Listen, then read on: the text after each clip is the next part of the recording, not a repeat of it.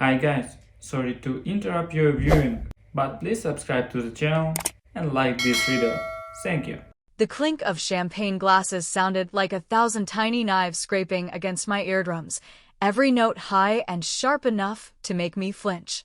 The room was packed with faces I barely recognized anymore, people who smiled too widely and hugged too hard, all pretending they hadn't spent years forgetting I existed.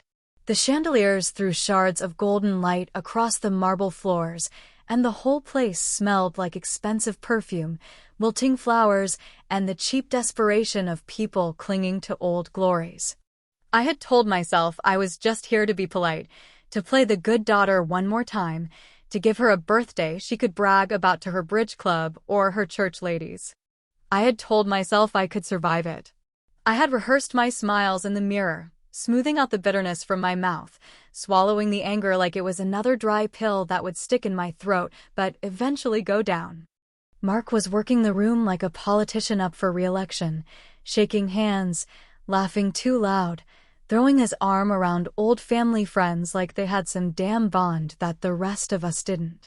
And, of course, Mother stood in the center of it all, a queen holding court, wearing that godawful pink dress that clung to her like she still thought she was 35.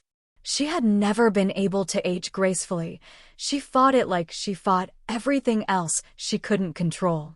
The champagne flute felt slick in my hand, and I realized I had been holding it too tight, leaving little crescent moons in the soft flesh of my palm.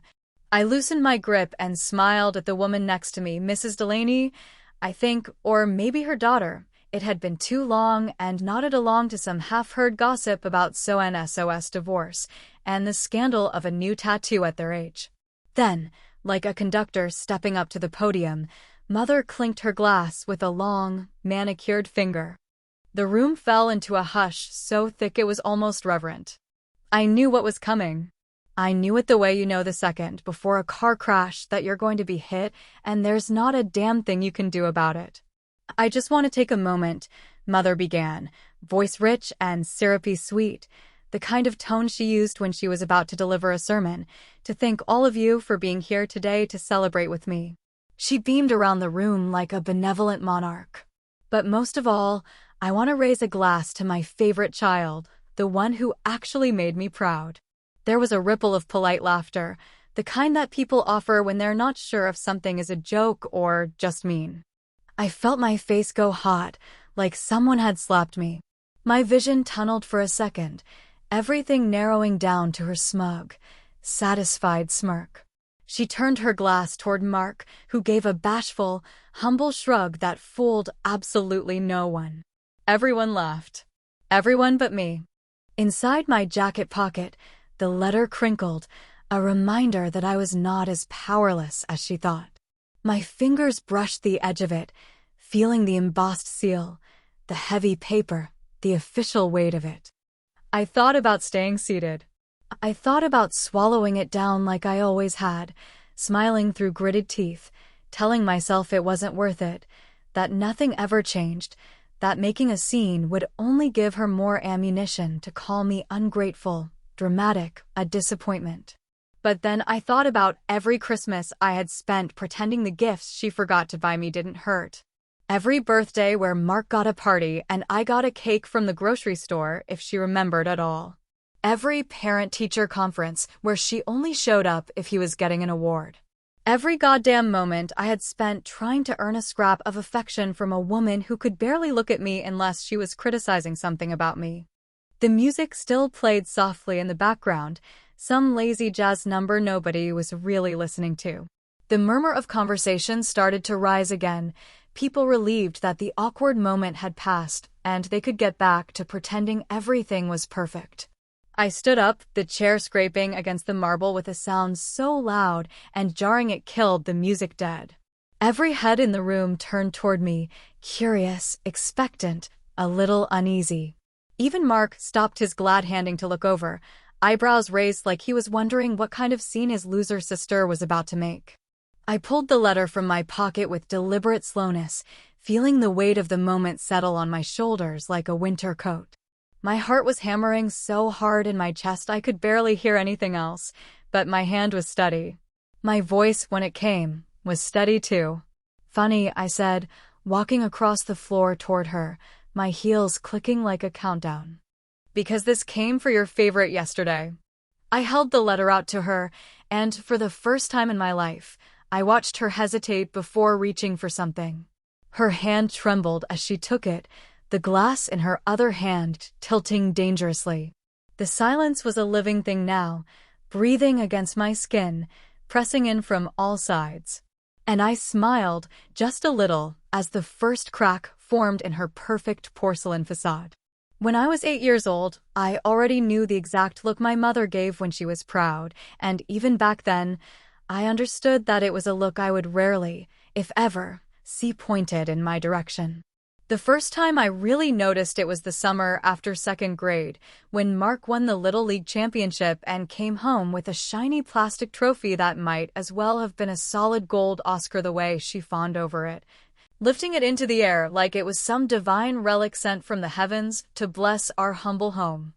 That night she made steak for dinner, something she usually only reserved for holidays or if company was coming over, and as Mark retold every glorious second of his big game in painstaking detail, she laughed and clapped and even wiped away a fake little tear, saying, "That's my boy," loud enough that the neighbors 2 houses down probably heard it. I sat there picking at my mashed potatoes, wondering if there would ever be a day when she made steak just because of me, or if I would always be the reason there was leftover meatloaf drying out in the oven. It did not get better as we got older. By the time I entered 5th grade at 10 years old, or was it 11? Sometimes it blurs together.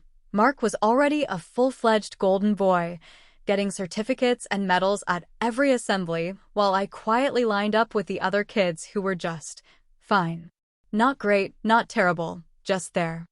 It was not that I did not try, because God knows I stayed up late memorizing spelling lists and practicing multiplication tables until my eyes crossed, but no matter how hard I worked, it was like I was always one step behind him, dragging my feet through wet cement while he sprinted ahead on freshly paved asphalt. I remember once, in 7th grade, I spent weeks working on a science project, building a volcano that actually erupted with colored foam using vinegar and baking soda. I thought, stupidly, that this would be my moment. That when they called the winners, she would jump to her feet, screaming my name like she did at Mark's football games. I stood there clutching my project board, face burning with hope, but they called out someone else's name. Someone who had glued plastic dinosaurs to a damn shoebox and called it prehistoric migration. When I got in the car afterward, my mother gave me a tight little smile and said, "Well, not everybody can be a winner." Then she asked if I wanted to stop for ice cream, which only made it worse, because it was not a celebration, it was pity, and nothing tastes good when it is soaked in that flavor. As the years ticked by, my life became a long, pathetic parade of almosts. I almost made varsity soccer, but twisted my ankle the week of tryouts. I almost got a solo in choir, but my voice cracked during the audition. I almost got into my dream college, but missed the scholarship deadline because nobody in my house bothered to help me fill out the endless forms. Meanwhile, Mark kept stacking victories like poker chips, cashing in every single one for more attention, more praise, more love. When he got accepted into a good university, they threw a huge backyard party with tents and catered food and banners that said, "Congratulations, Mark," in big bold letters. When I moved into my tiny off-campus apartment after community college, Mother sent a card that said, "Good luck," and spelled my landlord's name wrong on the address. The thing people never tell you about being second place in your own family is that you stop aiming for gold pretty quickly. You start aiming for survival. You start learning how to blend into the furniture, how to take up as little emotional space as possible, how to make your victories small enough that nobody can be bothered to notice when they disappear.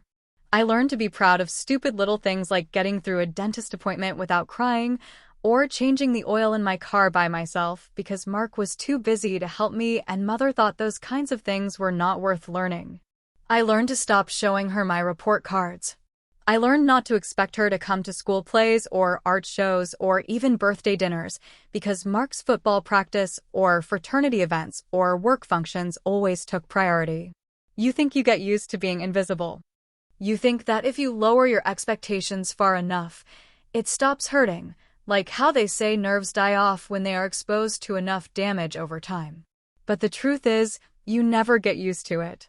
Not really. You just get better at pretending it does not bother you, better at laughing it off, better at telling your friends you are just the quiet one or the independent type, better at carrying around the dull, heavy weight of being almost good enough and pretending it is not slowly grinding your bones into dust. Until one day, you don't. It happened the day before the party, so normal and small you would never guess it was the beginning of the end. The kind of moment that sneaks up on you when you are busy thinking about something else entirely. I was in the kitchen, halfway through a cup of stale coffee, wearing the same faded sweatpants I had slept in, wondering if it was too soon to back out of attending Mother's big bash and feign some kind of illness. My phone buzzed with a notification that the delivery had been made, and a few minutes later there was a sharp knock at the door. Too businesslike to be a neighbor and too impatient to be someone friendly. I opened the door to find a delivery man holding a heavy-looking envelope, the kind of thing that immediately makes your stomach twist into a knot because nothing good ever comes in an envelope that thick and serious-looking. He shoved it into my hands with a grunt, didn't even ask for a signature, and disappeared down the walk like he had someplace better to be.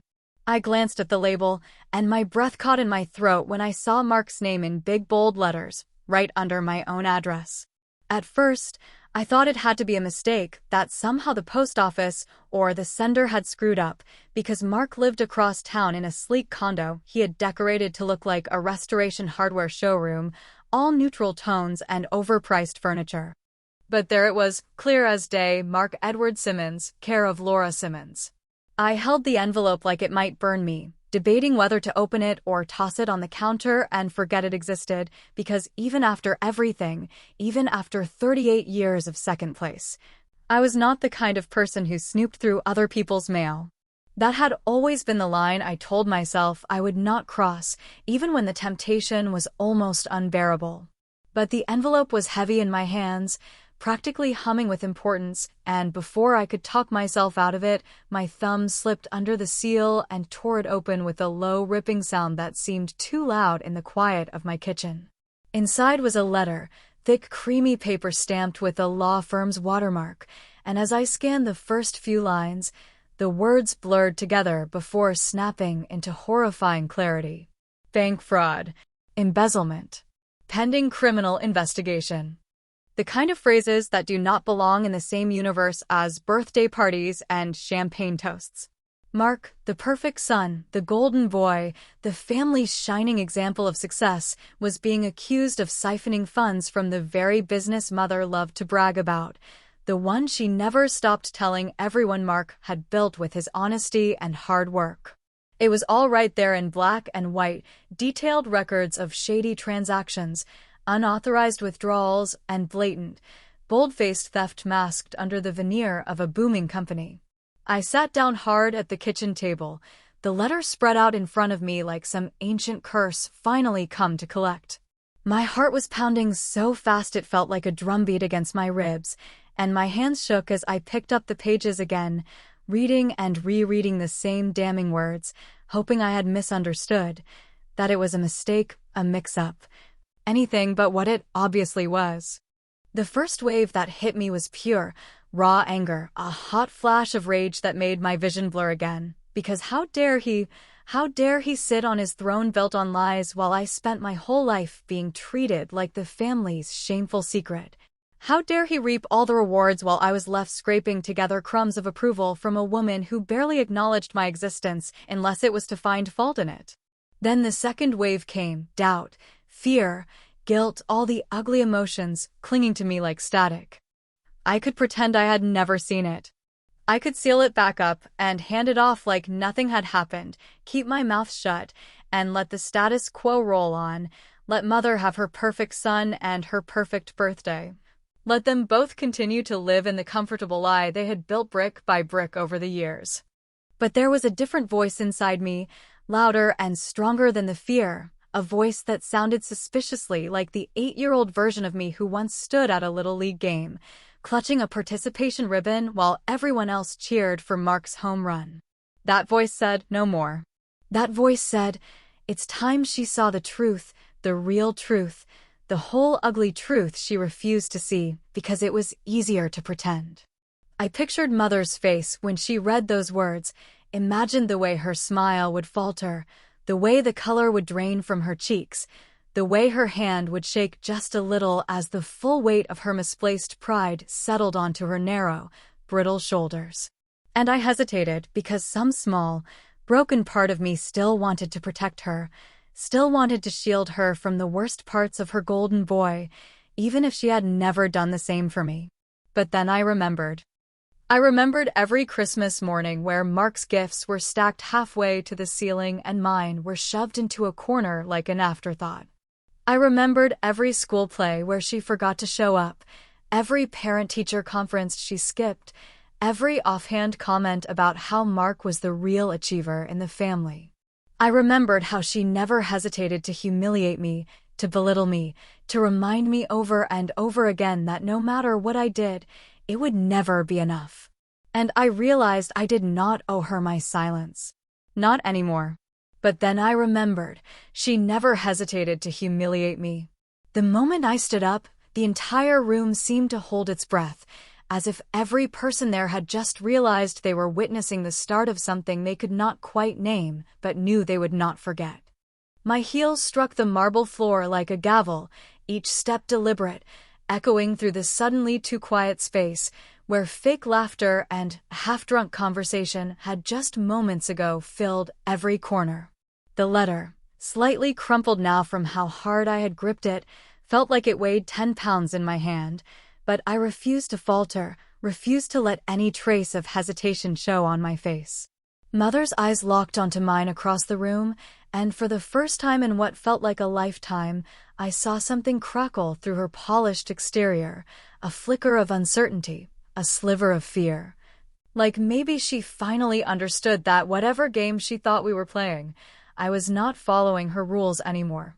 Guests shifted uncomfortably, some trying to pretend they were not watching, others staring openly, sensing the electricity in the air, the unmistakable charge of a moment about to turn. The music, some bland jazzy cover of a Frank Sinatra song, faltered and dipped lower as the bandleader, sensing the shift in atmosphere, motioned for the volume to be turned down, though no one had given any official signal. Conversations died mid-sentence, drinks hovered halfway to lips, and a few people near the front actually leaned forward, hungry for whatever spectacle was unfolding, because people love a train wreck so much more when it does not belong to them. When I finally reached her, I did not offer her a hug or a kiss or even the stiff, formal smile I had perfected for years. I simply extended the envelope toward her, the weight of my entire childhood packed into that small, simple gesture. Her hand, still gripping her champagne flute, trembled slightly as she set it down on a nearby table, the glass making a sharp, delicate clink against the wood, like the sound of something important cracking just below the surface. She took the letter with slow, cautious fingers, the same fingers that had once bandaged my skinned knees without meeting my eyes, the same fingers that had clapped for Mark until they were red and sore while I sat unnoticed on the sidelines. Her mouth, perfectly lined in her favorite shade of wine-red lipstick, tightened into a hard line as she slit the envelope and unfolded the papers inside. I watched her eyes scan the words, saw the blood drain from her face so fast it made her look years older in a matter of seconds, as if every layer of makeup she had so carefully applied had been wiped away by a truth she could not paint over. Her fingers clutched the papers tighter, wrinkling them at the edges, and for a split second I thought she might drop them entirely, that they would flutter to the floor like leaves in autumn, dry and broken. Whispers stirred behind me, small gusts of shocked breath, as the nearest guests caught glimpses of the damning text, craning their necks to see what could possibly cause the queen of the evening to pale like a ghost. I knew some of them were already guessing, crafting wild stories in their heads, thrilled to be close enough to gossip firsthand about whatever scandal they thought they were witnessing. The part of me that still sought her approval, that tiny, stupid part that refused to die, twisted painfully in my chest, begging me to stop, to take it all back before the damage became irreversible. But the bigger part, the part that had spent 38 years being overlooked, being dismissed, being the afterthought, stood firm. I straightened my spine, cleared my throat, and when I spoke, my voice was clear, calm, and colder than any winter storm I had ever stood in. I just thought, I said, letting the words hang heavy in the air, that you should know what you're so proud of. The silence that followed was almost a physical thing, pressing down on everyone in the room like an oppressive heat wave. Somewhere in the back, someone coughed awkwardly, and I heard the clink of a fork falling to a plate, but nobody dared move. Nobody dared speak. Mother's hand shook harder now, the letter fluttering slightly as she tried to keep her composure, but the cracks were already too deep. Her mouth opened, then closed again, as if searching for the right combination of words to undo what had just been revealed, to put all the ugly truth back into its box and pretend it had never existed. I could feel the judgment radiating off some of the guests, the mixture of shock, fascination, and subtle condemnation. I could practically hear them thinking, she went too far. She should have handled it privately. She's just bitter. She's jealous. Maybe they were right. Maybe I was bitter. Maybe I was jealous. Maybe I had gone too far. But none of them knew what it was like to live an entire lifetime being second best in a race where you were the only one who had to run blindfolded. None of them had ever spent their entire existence fighting for scraps of attention from a mother who had already decided you were not worth the effort. I did not need their approval. I did not need their understanding. I had not come for them. I had come for her. I watched her crumble, standing there in her ridiculous pink dress, surrounded by all the people she had tried so hard to impress, and for the first time, I did not feel invisible. I did not feel small. I turned without another word, without waiting for whatever feeble excuses she might scrape together, and I walked toward the exit, the sound of my footsteps ringing out in the stunned silence. I turned and left before the first tear hit the floor. It took exactly 1 week for everything to fall apart, though, if I am honest with myself, the foundation had been rotting for a lot longer than that, and all I had done was give it a final, well-placed kick. In the days that followed the party, the family group chat, which I had muted years ago but never had the heart to leave entirely, exploded with messages, first confused, then angry, and finally accusing. Cousins I barely remembered suddenly had opinions about loyalty and respect, and aunts who had never so much as sent me a birthday card demanded to know how I could do something so cruel to my own mother.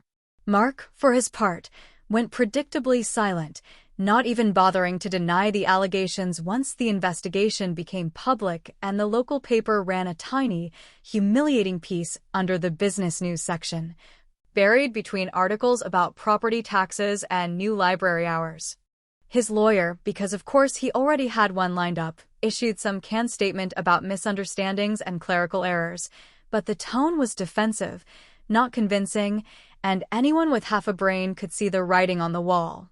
I expected, maybe foolishly, that I would feel some kind of victory, some rush of satisfaction or triumph, when the house of cards finally collapsed, when the people who had spent my entire life looking right through me were forced to acknowledge I had been right all along. But instead of feeling like I had won, I just felt empty, like I had built my whole life around waiting for this moment, only to find out it was hollow inside, nothing but dust and echoes. The worst of it, surprisingly, was not the anger or the blame. I had expected that, had steeled myself against the names they would call me and the bridges they would gleefully burn.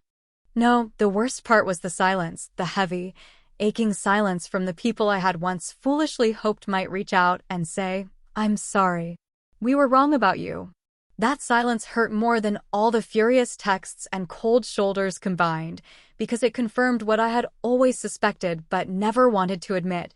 They had never seen me, not really, and they probably never would. I spent most of that week in a haze, going through the motions of work, pretending to listen during meetings, forcing smiles at coworkers' jokes, and lying through my teeth when anyone asked if I was okay.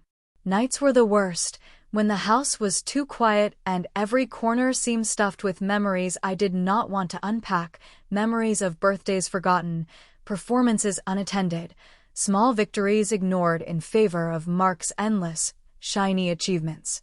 I told myself I had done the right thing, that truth mattered, that pretending would have been worse. I told myself that she, of all people, deserved to know who her precious son really was, even if it shattered the perfect little fantasy she had clung to for so long. I told myself a lot of things because the alternative was facing the gnawing suspicion that maybe, just maybe, I had not just burned a bridge, I had torched every possible path back to something resembling family. On the 7th night, as I sat on the couch eating cold pizza straight from the box and flipping mindlessly through television channels I had no intention of actually watching, my phone buzzed against the coffee table. I almost ignored it, assuming it was another passive-aggressive message from a distant relative or, worse, a telemarketer, but something made me glance down anyway.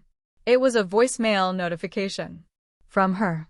For a long time, I just stared at the screen, my heart pounding in a way that felt unfair, like my own body was betraying me by caring after everything that had happened. Finally, with a sigh that felt like it came from the soles of my feet, I hit play.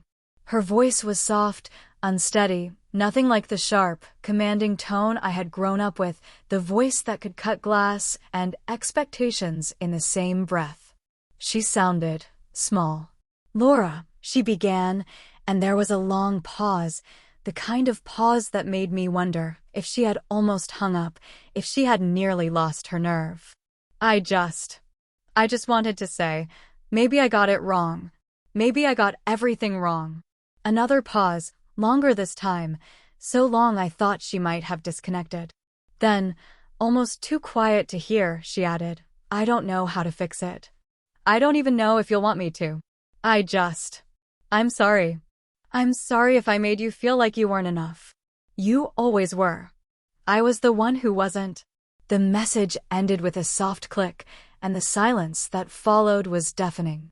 I sat there for what felt like hours, phone still in my hand, replaying the voicemail in my head over and over again until I could practically recite every hesitant, broken word. Part of me wanted to call her back immediately, to cling to this tiny, fragile branch she had finally extended toward me after all these years of drought. Part of me wanted to scream at her, to demand why it had taken so long, why she had waited until everything was ruined before realizing what she had thrown away.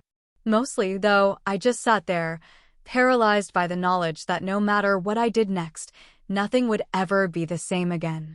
Maybe I had finally won. Or maybe I had lost something I could never get back.